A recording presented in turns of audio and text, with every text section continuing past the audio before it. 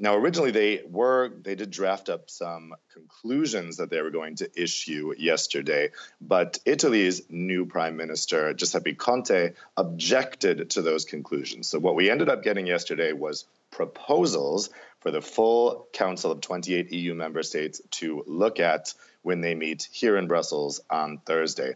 Those proposals include an additional 500 million euros for the EU's Africa Trust Fund that's designed to stop the factors that push migration into Europe.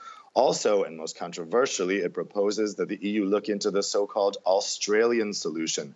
This is setting up refugee centers outside the EU where migrants and asylum seekers would be processed before they enter EU borders.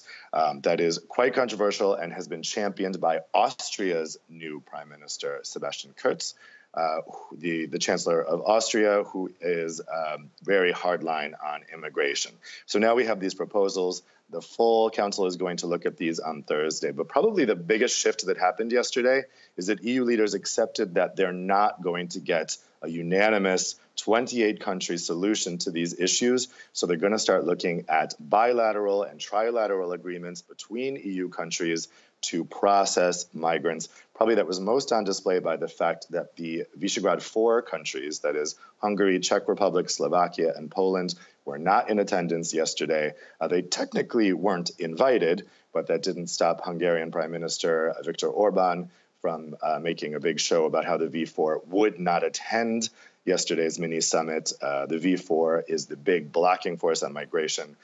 They've taken a very hard line on these issues.